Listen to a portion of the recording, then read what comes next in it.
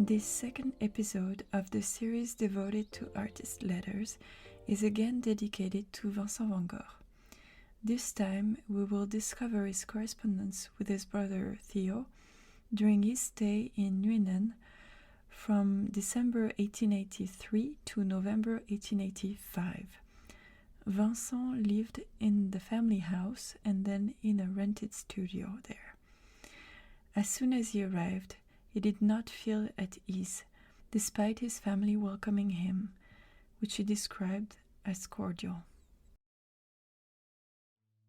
I'm heartbroken about the fact that when I come back now, after an absence of 2 years, the reception at home was as friendly and kind as it could be, yet at bottom nothing has changed in what I have to call blindness and stupidity, to the point of desperation when it comes to understanding the situation, which was that we were going along in the very best of ways until the moment when Pa banned me from the house, not just in a passion, but also because he was tired of it. It should have been understood then that this was something so important to my succeeding or not succeeding that it was made 10 times more difficult for me because of it, almost intolerable. If I hadn't felt the same then as I feel again now, that despite all the good intentions, despite all the friendliness of the reception, despite whatever you will, there's a certain steely hardness and icy coldness, something in Pa that grates like dry sand, glass, or tin, despite all his outward mildness, if again in almost unbearable indecision and inner conflict. You understand that I wouldn't write as I write, having undertaken the journey here of my own volition, having been the first to swallow my pride, if there wasn't really something I'm running up against. If I had now seen that there was any willingness to do as the Repards did with the best results, and as we began here, almost with good results, if I had now seen that Pa had also realized that he should not have barred the house to me, I would have been reassured about the future. Nothing of all that. There wasn't then, nor there is now, any trace, any hint of a shadow of a doubt in Pa as to whether he did the right thing then. Pa doesn't know remorse, as you and I and everyone who is human does. Pa believes in his own righteousness, while you, I, and other human beings are permitted with the feeling that we consist of mistakes and forlorn attempts. I pity people like Pa. I can't find it in my heart to be angry with them, because I believe that they're unhappier than I am myself. Why do I think they're unhappier?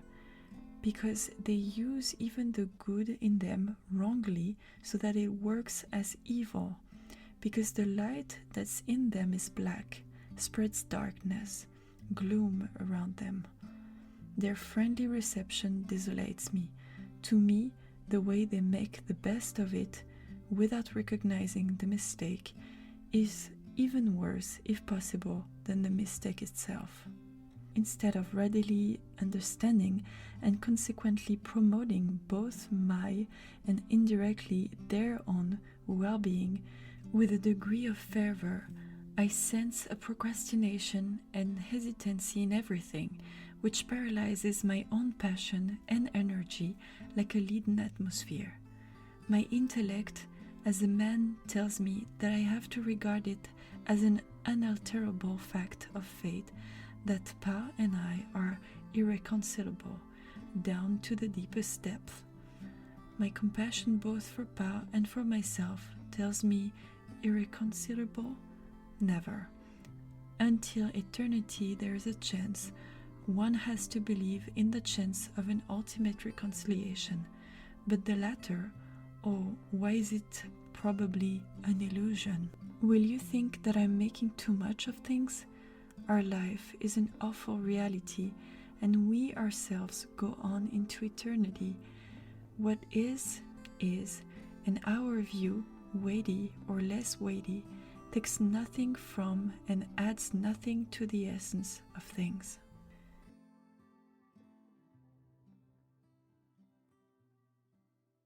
Vincent feels out of place, but his family offers him to paint in a workshop in the house, which he accepts.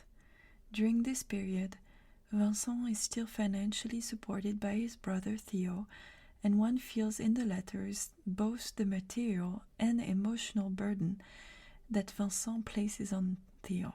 This can be read, for instance, in the letters following an accident suffered by Vincent's mother, who broke her pelvis. He writes, "Wanted to add here that last night was peaceful too, and that Ma slept quite a bit. She sends you her regards again. But there's a lot that will have to be dealt with, brother, before everything's all right again. Nuenen is doing famously, and it's fortunate that she's at home.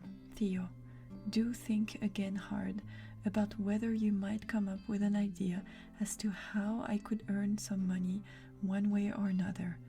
Money will be needed, and we should also look again at the possibility of doing something with my work, if only so that I myself can pay for the outgoings involved in the work, and you can use for Ma what you would otherwise give me. Pa will certainly have told you that the doctor said that at best it will be 6 months before she can walk. I already told you that I'm working on watercolors of the weavers here. I'll try to get some finished. However, I can't give all my time to them now and have to be at home a lot, at least for the next few days. Well, I'll send a postcard once the doctor has been again today. Regards." During this period in Nuenen, Vincent falls in love again, this time with the daughter of a neighbor.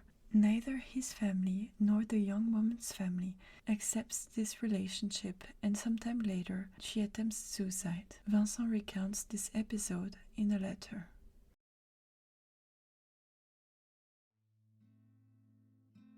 "Something has happened, Theo, which most of the people here know or suspect nothing about, nor may ever know, so keep as silent as the grave about it.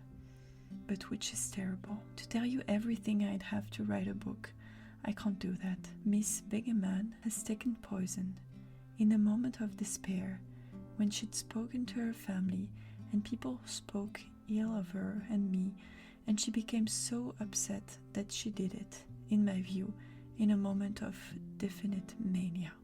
Theo, I had already consulted a doctor once about certain symptoms she had. 3 days before, I'd warned her brother, in confidence, that I was afraid she would have a nervous breakdown, and that to my regret, I had to state that I believed that the B family had acted extremely imprudently by speaking to her as they did. Well, this didn't help, to the extent that the people put me off for 2 years, and I most definitely wouldn't accept this, since I said, if there's a question of marriage here, it would have to be very soon or not at all. Well, Theo, you've read Madame Bovary. Do you remember the first Madame Bovary, who died of a nervous fit? It was something like that here, but complicated here by taking poison. She had often said to me when we were taking a quiet walk or something, I wish I could die now. I'd never paid attention to it. One morning, though, she fell to the ground. I still only thought it was a little weakness, but it got worse and worse. Cramps, she lost the power of speech and mumbled all sorts of half-comprehensible things, collapsed with all sorts of convulsions, cramps, etc. It was different from a nervous fit, although it was very like one, and I was suddenly suspicious and said, Have you taken something by any chance? She screamed, Yes. Well, I acted boldly. She wanted me to swear I'd never tell anyone about it. I said, Fine, I'll swear anything you want, but on condition that you vomit that stuff straight away. You understand the rest. the vomiting only half worked, and I went with her to her brother Louis and told Louis and got him to give her an emetic, and I went straight to Eindhoven, to Dr. Van Gogh. It was strychnine that she took, but the dose must have been too small, or she may have taken chloroform or laudanum with it to numb herself, which would actually be an antidote to strychnine. But in short, she then quickly took the antidote that Van Gogh prescribed. No one knows except her herself, Louis B., you, Dr. Van Gogh, and me. And she rushed straight to a doctor in Utrecht, and it's been put about that she's on a trip for the firm, which was about to embark on anyway. I believe it's probable that she'll make a full recovery, but in my view, there will certainly be a long period of nervous trouble, and in what form this will manifest itself, more serious or less serious, is very much the question. But she's in good hands now. Still, you understand how depressed I am because of this event. It was such a dreadful fright, old chap. We were alone in the field, and I heard that. But fortunately, at least, the poison has worn off now. After this stay in Nuenen, Vincent felt ready to pack his bags in November 1885 to spend the winter in Antwerp. This period ended with a change in his painting, which became more colorful and brighter. In spite of the difficult moments of his stay, Vincent left with the willingness to move forward in his work. His last letter in Nuenen reads as follows. You understand why I'm leaving next Tuesday, when you realize firstly that I'm really longing to go, secondly that I'm in danger of becoming stuck with my work here for want of models while working outdoors has stopped because of the cold. As regards my certainly feeling the lack of a studio in Antwerp, yes, that's so, but I have to choose between a studio without work here and work without a studio there. I took the latter, and with pleasure that's actually so great that it feels to me like a return from exile. After all, I've been out of the world of painting altogether for a long time, and in the meantime my powers have matured somewhat, so that I feel more independent of the usual intrigues to chuck someone out. I mean that in The Hague I was weaker than the rest with a brush, I don't say in my drawing, and by attacking me on the painting and color, I was more easily confounded than will prove possible now.